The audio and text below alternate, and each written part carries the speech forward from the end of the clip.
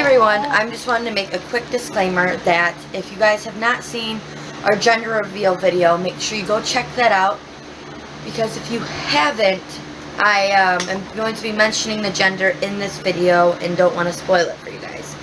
So go check that out and then come back and let's get into the video. Hey everyone, I'm here to do my 23-week update. I have not updated you guys in quite a while. I think the last update I did was like 14 weeks, but we were moving and yeah, so we are all in the new house. I will do a house tour if that's something you guys would like to see, but yes, let's get into the update. 23 weeks. Baby is the size of a chinchilla, weighing in about 1 1/4 of a pound and just a little over a foot long. So that she's getting quite big. So we're gonna go. If you guys wondering why I keep looking this way, I made a list so I'm not jibber jabbering. So yeah. So symptoms this week has really been the same the past couple of weeks. You can't walk underneath the tripod. Yeah. Anyway. Symptoms this week have pretty much been the same the past maybe 3 or 4 weeks. It's hip pain, pelvic pain, and pubic pain. She's sitting very, very low, so I have a lot of trouble with my hips. I did not have trouble with my hips with Mason towards the very end, but I did consult my doctor, and she said that some pain symptoms you feel at 30 weeks with your first, you'll feel at 20 with your second, and 10 with your third. So it just depends. Your body it just depends on how many babies you've had, and just along those lines, and just the normal heartburn and such. I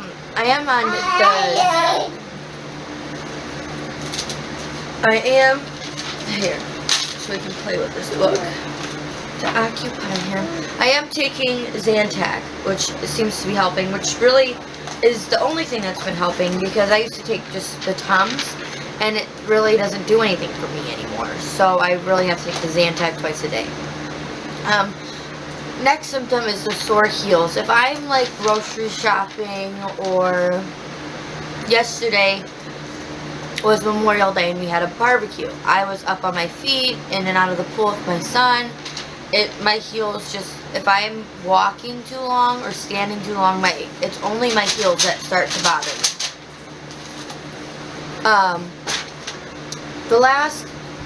It's not really symptom, but I am now feeling her move, and I am so happy because I started feeling her move the day of my anatomy scan, and which is weird because I felt her Mason move at like end of 15 weeks, and I was going on 19 weeks exactly, and then that's when I felt the first movement. But I'll get into that whole anatomy scan in just a second. But cravings this week have been, well, not the cravings. I've only been having 2 cravings, and the 2 cravings I have been having, I've been having like almost, let's see, probably for about 5 weeks that I've been having.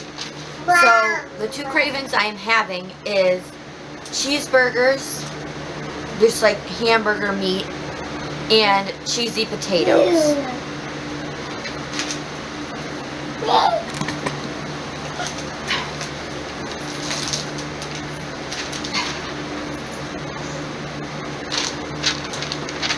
Okay, now I'm gonna get into the 20-week scan.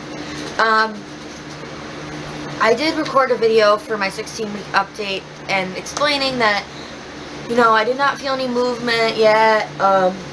Excuse me. I haven't felt any movement yet, and how I was really worried, so I went into the doctor, or 17 weeks, and I went into the doctor, and she goes, well, maybe you have what we call an interior placenta, which is when the placenta is in the front. And she didn't really, it wasn't my normal doctor, so she didn't really, all she did was check the heartbeat and it was fine. She goes, you're okay, you're good to go. But she didn't like explain what an anterior placenta was.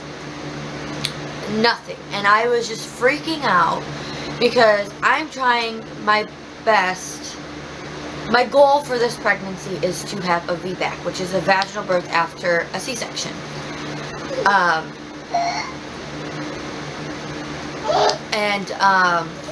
If you have an anterior placenta, if it's covering your uterus, or not your uterus, your cervix, you can't deliver that way. So she goes, I don't know if you are eligible for a VBAC anymore, and just shoved me out. So I really didn't like that. So those next couple of weeks I was looking up on Google and stuff like that. Just the normal pregnancy woman thing, you gotta look everything up. Just, it's like the mom thing to do. But my 20-week scan came around and they confirmed I did have an anterior placenta, but it's also called, there's placenta pelivera, or it's something along those lines. I don't know how to pronounce it. I could be saying it totally wrong. But what is happening is my placenta is in the front. It's usually in the back of the baby, but it's in the front. So it's the baby, my placenta, and then my stomach. So every time she kicks, I don't feel all that movement, all the movement that I should, because basically it's like a cushion. But with that, you can go vaginally. But with my situation, a little bit of my placenta is covering my cervix, so it can't open up. So they scheduled an appointment for 27 weeks, and that's in about 4 weeks, or less, a little under 4 weeks. It's like the end of June, I believe. Then they're going to check and see if my placenta, or the placenta has moved a little bit, so it's, my cervix is like fully uncovered. And with that, she said it was an 80% chance that the placenta will move, and which is good, because if that 80% and the placenta does move away from the cervix, then I can do a VBAC, which is what I really truly want. So after that appointment, like 2 days after, I went to just my normal OB, and she discussed if that 20%, if the placenta does not move, we are going to have to do a repeat C-section at 37 or 30, between 36 to 37 weeks. But my son was 8'5", so if they might do a ultrasound she was telling me about to check her weight before then. And if she's measuring on the bigger side, we might do it around 35 and a half weeks, just depending on her size.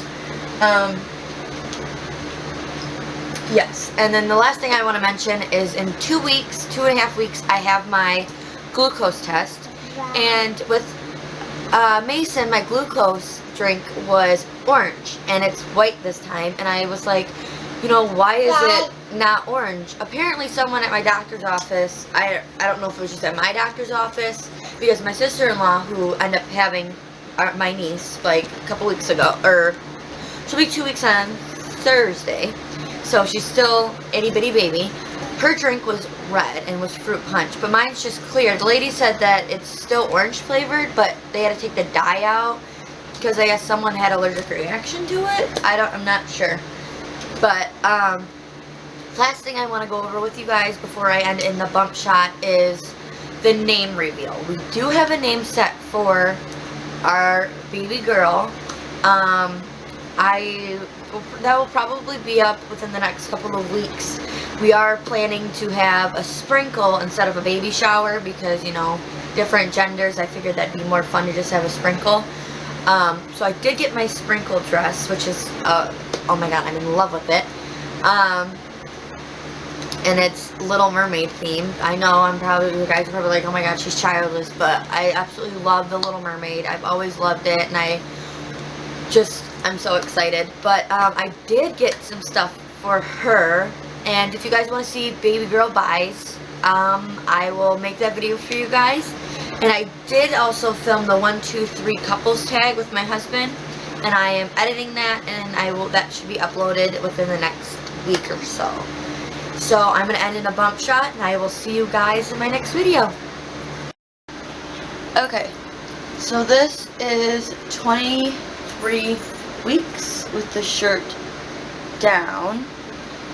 It's from this side, from the front, this side. Okay, now shirt up, from this side, front to this side.